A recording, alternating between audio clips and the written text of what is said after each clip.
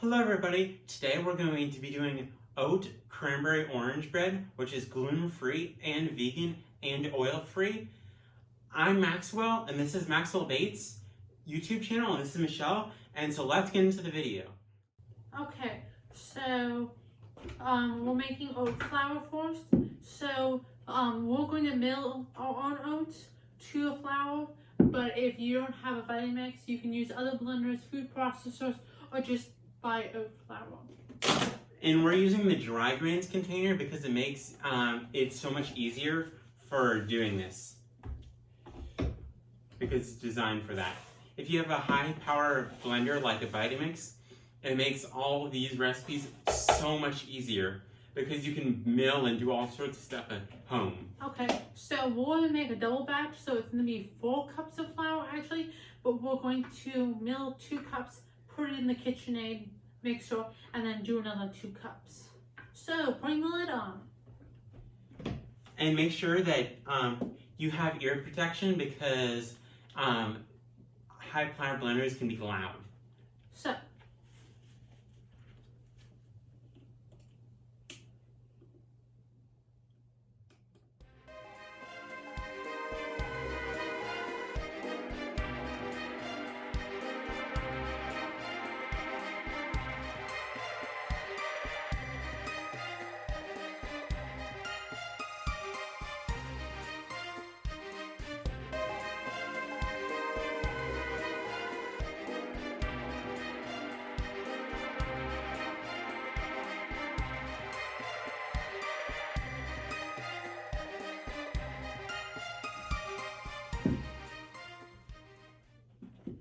So first batch of oat flour is done. So this is what it's supposed to look like. You're supposed to have a very finely ground oat flour.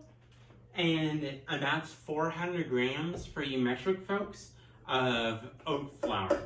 And when you grind it, you don't lose any weight or gain any, so it's still 400 grams. So if you using a scale is really very helpful. Okay, so in the do the next batch here.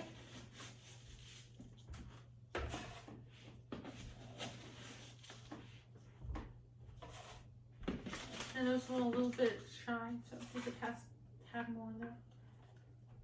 And cooking could be slightly messy, but that's part of the fun in it. So,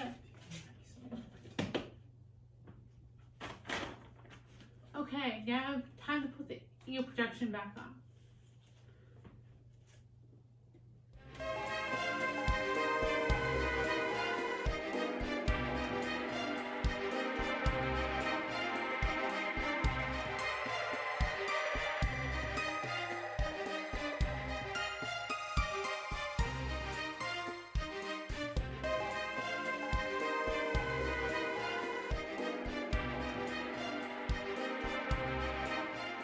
Sometimes you might need to jiggle it around a little to get the last little bits of oats that might have blended perfectly. So we're going to turn it back on.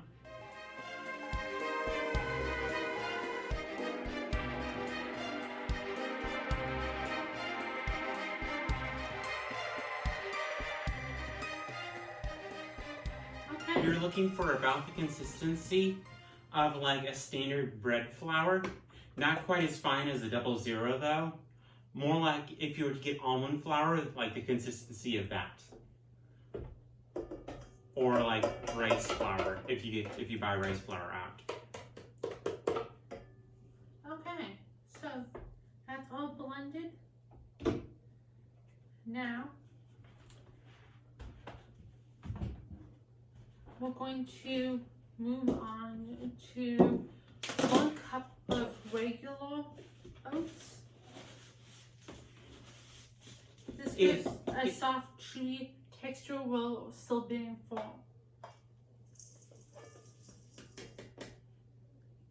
It gives the toothfulness to the bread. The flour allows it to have the bread-like texture, but this gives it more toothfulness and body to the loaf. Okay, so next. Next we are going to be using ground flaxseed. You're going to use about 18 grams or a small spoon. You're gonna use 2 of those, or I know to put 3 in. okay, or you can put 3 in. About the size of a coffee cupping spoon, if you guys know what that is. Okay. For a professional cupping spoon. So, now. Now, this is the magic sauce. The thing that makes it so amazing. This is the cranberry orange bread from the cranberry orange relish from Trader Joe's. This is vegan and amazing. It's only a seasonal item, so stock up when they have it in. Yeah. And it stores really well and freezes really well, so you're gonna want, we're gonna have about 2/3 of a cup, which is 250 grams of cranberry orange relish. Okay. Now I'm going to take this into the kitchen and wash it out because we're going to do the sugar and we don't want to contaminate the sugar to the relish in the container. So I'll catch you back in a moment. The Kirkland Organic is vegan and tastes very good, and you get a great value at it. So this is one of our favorite things to get at Costco. I've tried lots of different sugars. I also like Woodstock's sugar and Cascades sugar, but those are much more expensive. But you can get those at most New Seasons and health food grocery stores, where this is, you can get this at all Costco's, but you might not live near a Costco or have a Costco membership. Okay, so just to use a vegan sugar when you're doing it. Sometimes sugar is filtered with bone char. So as a top tip, most of the time organic USDA sugar is vegan by default because it's hard to get organic bone char. okay. And it so this is going to be 1 3/4 cup of sugar. Okay. which is about 375 grams of sugar in metric. And then we're gonna have we're gonna start with 2 bananas. These are small bananas, so we might need 3 bananas. But for a good starting line, we're doing 2. And in the peel, 2 bananas was 230 grams. But depending on what type of banana you are, but about the peel is about 30-ish grams, so you want about 100 grams per banana of banana that you're putting in. Okay. So now we're going to do the baking soda and baking powder. the baking soda, you're gonna want 2 grams of baking soda, and we're using the same spoon that's the same as like a coffee cupping spoon. Or cereal spoon. Some people eat this, use it as a cereal spoon. But it has the same depth as a coffee cupping spoon. You can get them on Amazon pretty inexpensive. We're not using any yeast, so this is a unleavened bread, so it's gonna rise in the oven with the reaction of the baking soda and apple cider vinegar and baking powder.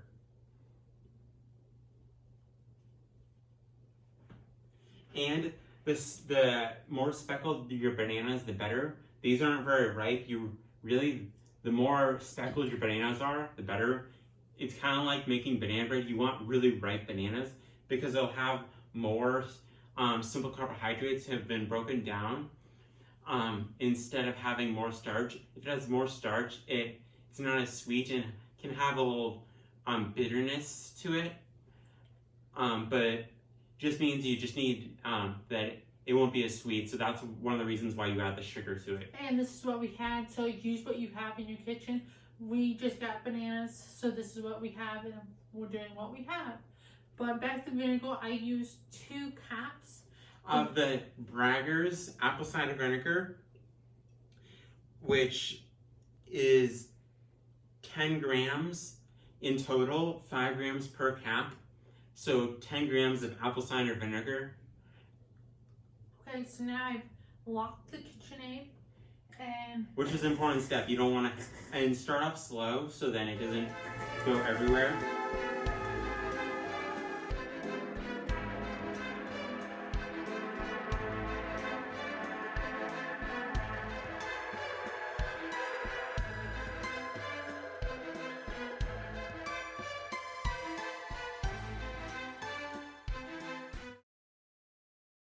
Let's start ramping it up.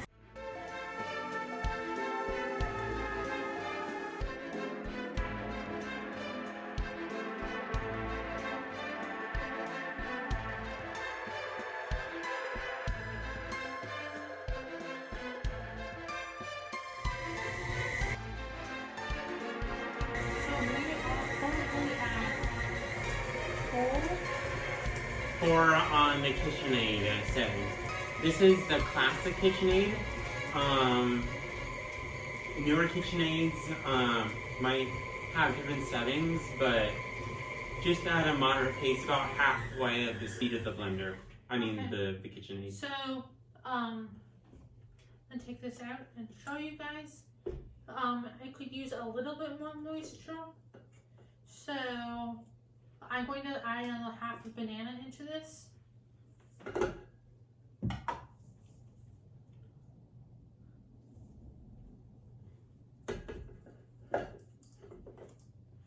Make sure you, when you have it in there, that you lock it in because you don't want it going anywhere. And also, make sure you guys wash your hands because that's very important, especially now with the whole situation going on. But it's good just to wash your hands in general. So I put 3/4 of a banana in. We might put the rest in. Yeah. If it doesn't. This is the thing where you kind of have to judge it by How it looks. The more you make it, the more you'll have experience with it. The more banana in it has a tendency to make it a moister bread, which will last longer when you're done cooking it. But I personally like it more toasty and more dry, but the drier bread won't last as long. But really, this bread is so amazing, it probably won't even last the day. You'll have eaten it by the end of the day. But it'll last. How long would you generally say it would last for if nobody eats it? So, like 3 to 4 days, but we don't. It's only lasted that long once. So I would say about 1 week is about the timeline I would recommend you have it in. Otherwise, you can refrigerate it or freeze it. But I wanted to bring you guys over here to take a look at it. It's whipping and it's having good movement and it's making like almost a flower see how shape. it now more drips off the spatula? That it's more like a batter. And you can see the particles are smaller. And so the spatula is just kind of like, the stuff is just falling off it. And so... You take it, it's just like falling off. And when you twist it, it has a good movement to it. And it has a good amount of moisture for proper cooking. It has about the texture of like a loose choux pastry. If you guys know what that is, that kind of reminds me of the texture when you're doing it. If you have like a really loose choux pastry, that is. Not shoes like the things you wear on your feet. Choux like in the pastry that you generally see in a French patisserie. So we've lined 2 baking tins with parchment paper.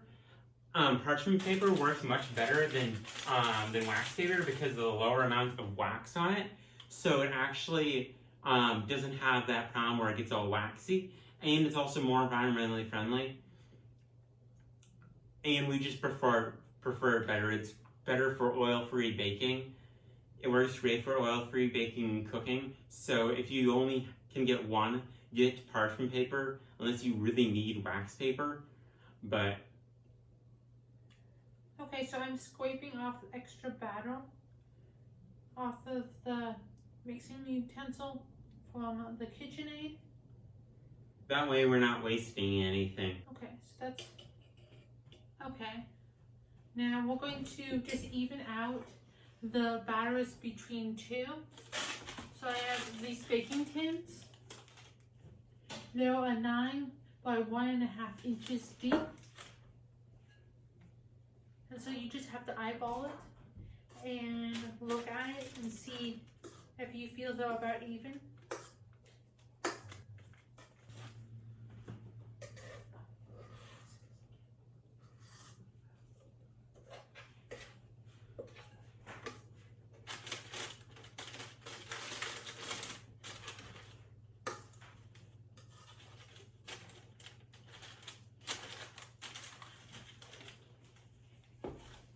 And one thing you can do is if you want, you can tap it on the table to get any of the big air bubbles out once.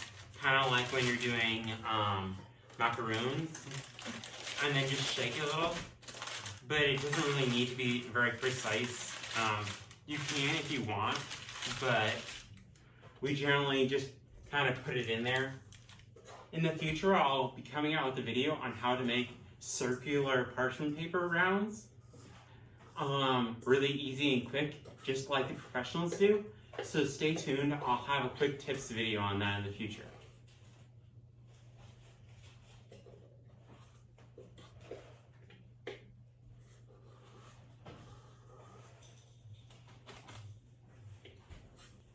You can always use a spatula for this, but we're just using a spoon because it's quick, easy, and available.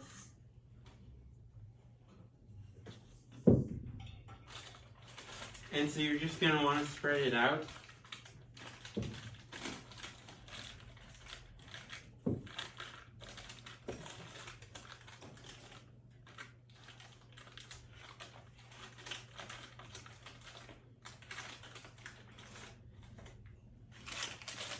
And I'm going to just take a small bit from this guy. If you want, you can always weigh they go up beforehand. And then so you can put it in there, but that's not always. This is quick and easy, so it's not always the best thing to do if you're just trying to get it done. If you're trying to make it look nice, if you're going to a party, you could always put it in like little muffin tins, but or in a shallower loaf tin, and then you could slice it and put it on a cutting board with some fresh fruit, and that would work really well. But okay, so they'll look about even, and you're gonna pop these in the oven at 400 degrees. After you preheated your oven, of course.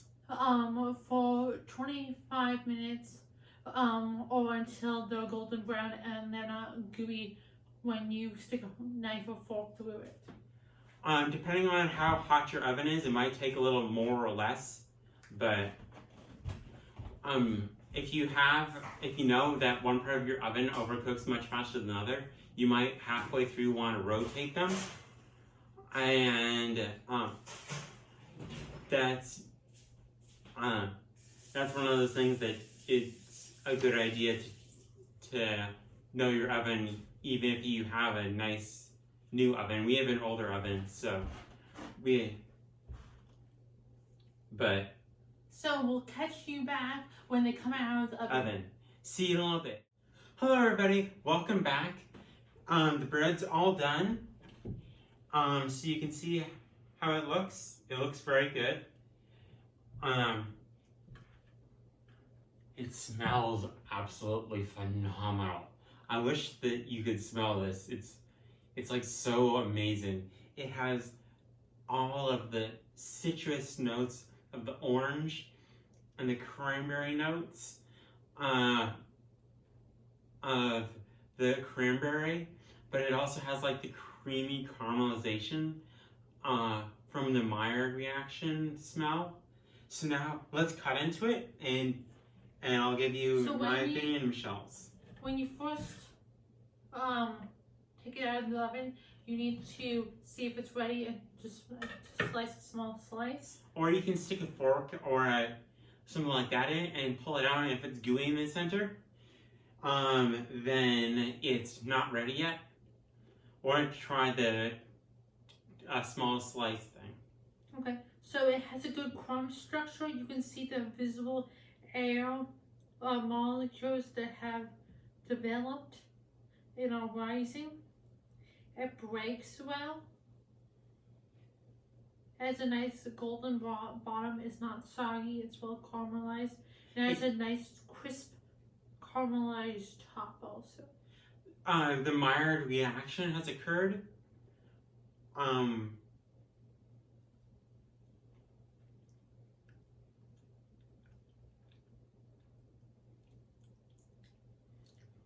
So it has good toothfulness. It has a good Maillard reaction on the top.